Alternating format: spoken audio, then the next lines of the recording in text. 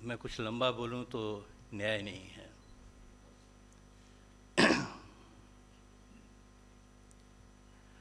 मंदा बहन का और मयंक भाई का बहुत आभार कि उन्होंने मुझको यहाँ बुलाया और मैं दुष्यंत भाई को सुन सका।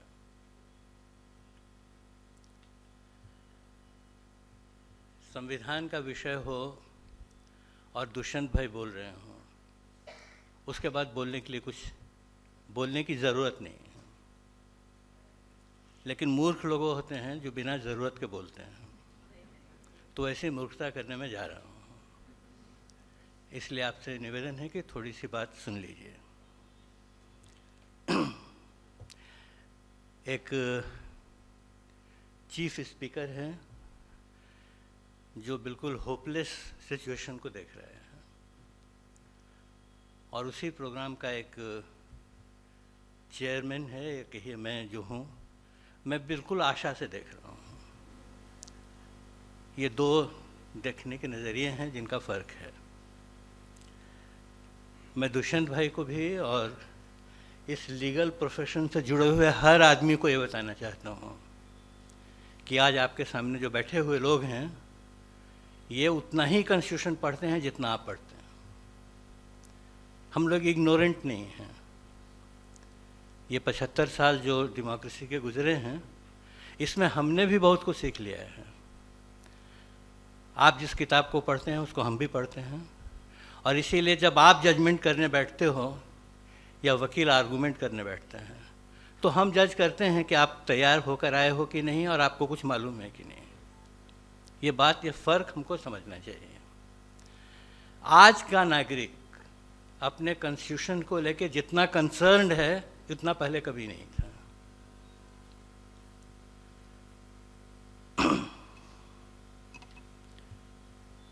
कॉन्स्टिट्यूशन का मतलब है डेमोक्रेसी की गीता, डेमोक्रेसी की कुरान, डेमोक्रेसी की बाइबल, जो भी आप उसको नाम देना चाहें। इसको जो नहीं पढ़ता है या इसको जो नहीं समझता है, वो लोकतंत्र का नागरिक नहीं है, वो प्रजातंत्र का प्रजा है। और प्रजातंत्र से नागरिक बनने का यह सफ़र हम लोगों ने मुफ्त में तय नहीं किया है, बड़ी कुर्बानियाँ दी हैं इसके लिए। मेरे जैसा आदमी 19 महीने की जेल काट कर आपके सामने खड़ा है, क्योंकि इमरजेंसी के खिलाफ लड़ाई लड़ी है हमने, और हम जेल में रहे हैं। और तब हमको फ़र्क नहीं पड़ता था कि खन्ना साहब ने क्या किया और सीनियर चंद्रचूड़ ने क्या किया। हम जानते थे कि इन सबको अपनी पोजीशन बदलनी पड़ेगी, क्योंकि हम मैदान में हैं।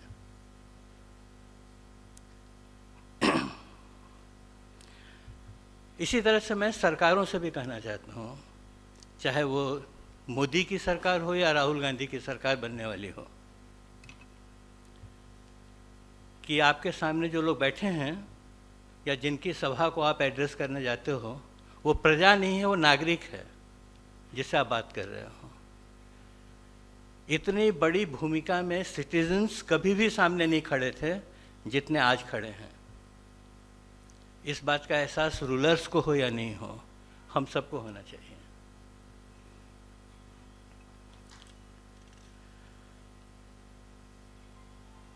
कहाँ से हम गिरे, या जैसा दुष्यंत भाई कह रहे हैं, कहाँ से छूट गया हाथ से, उसका जवाब मैं नहीं देता हूँ। सिर्फ इतना कहता हूँ कि जो हाथ से छूट गया वो था, फिर हो जाएगा। उसका अस्तित्व था, ऐसा नहीं था कि वो नहीं था। हम लोगों ने वो किया है, किसी भी कारण से छूट गया है, उसको फिर से we have to regain our democracy again again and again.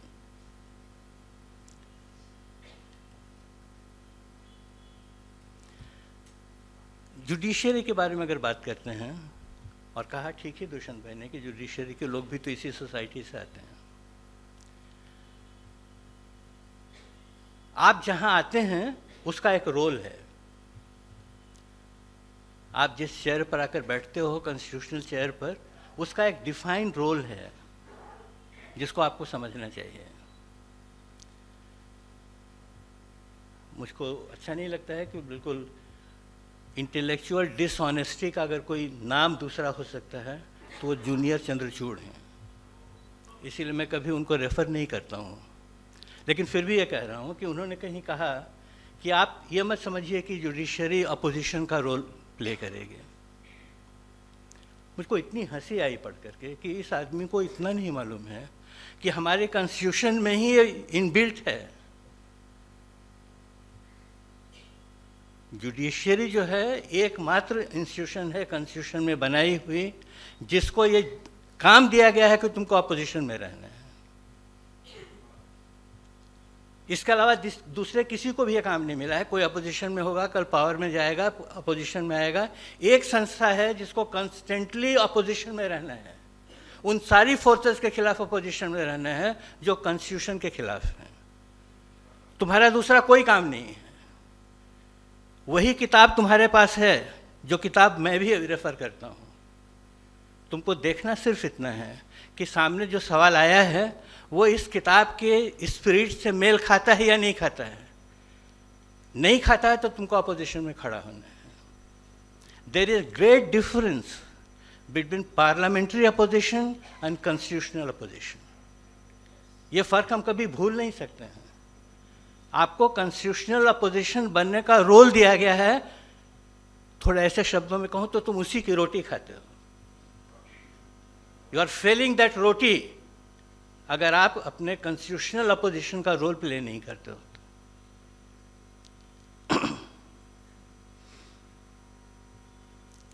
मैं हमेशा कहता हूं कि एक आदमी देश के किसी कोने में अरेस्ट होता है, that arresting is a challenge to the whole establishment of judiciary. आपको फील करना चाहिए कि किसी ने चैलेंज किया है। लुक इनटू द मैटर, उसको देखो, समझो और जजमेंट दो वो क्यों हुआ ऐसा। क्योंकि जो इंडिविजुअल लिबर्टी है, you are the only custodian appointed by the judiciary to look into it. गिरफ्तारियां होती हैं, आपको कोई असर ही नहीं पड़ता है।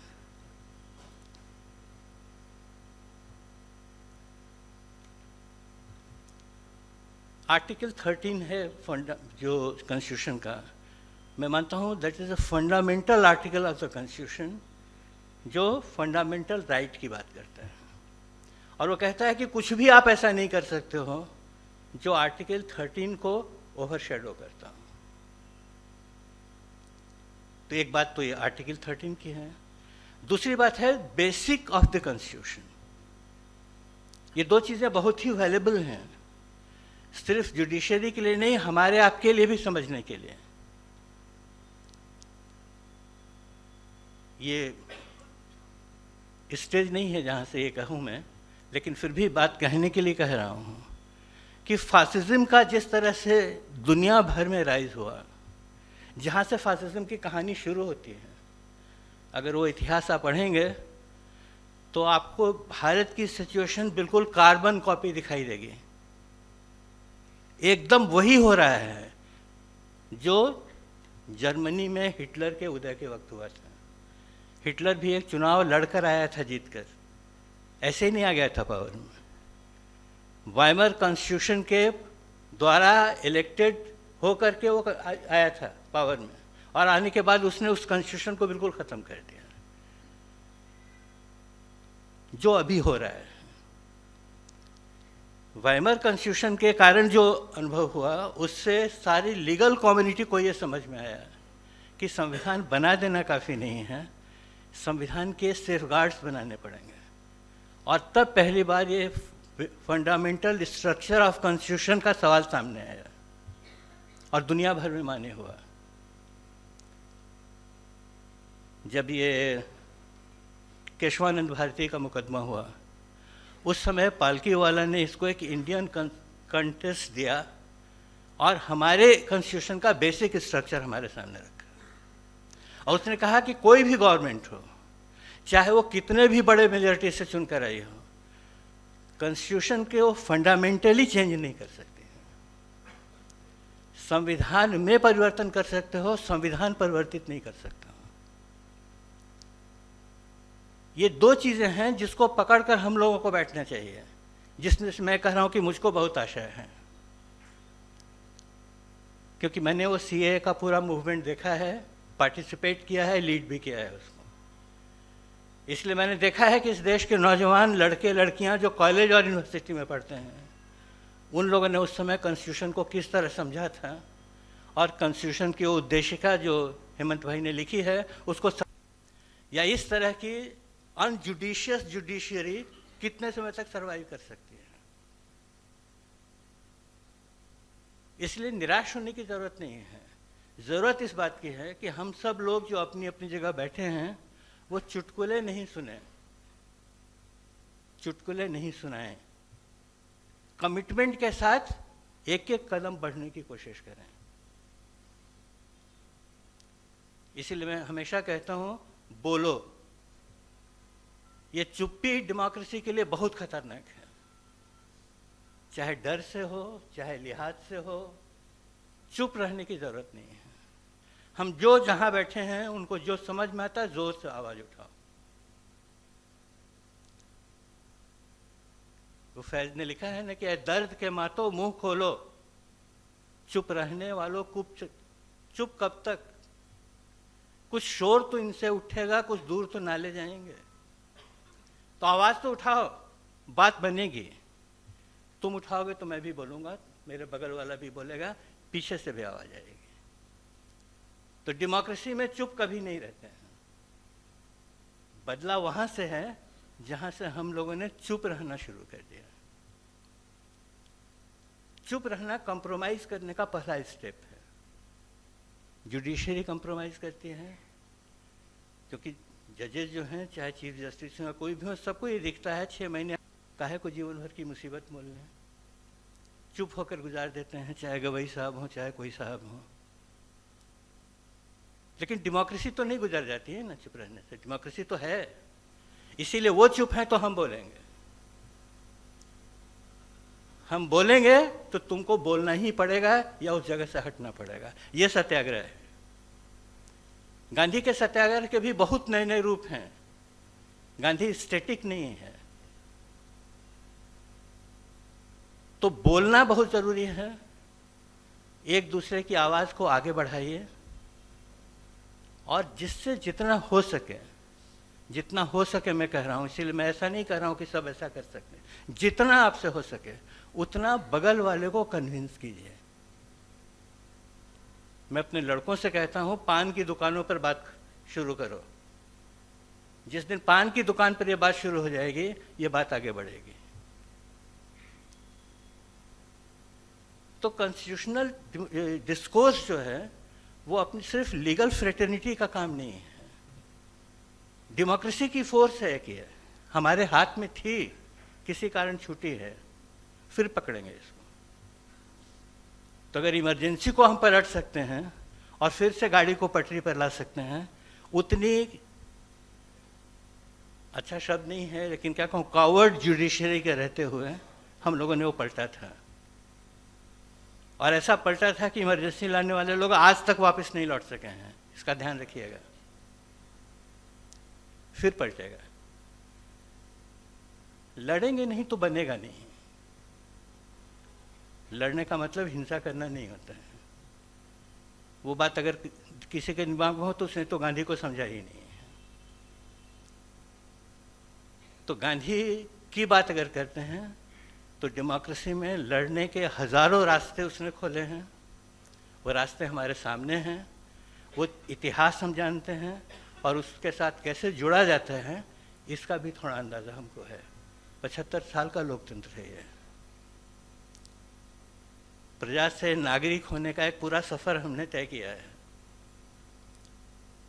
इसलिए उसको याद करके, उसको समझकर और अपनी नई जनरेशन पर पूरा भरोसा करके, ये बहुत इंटेलिजेंट लोग हैं।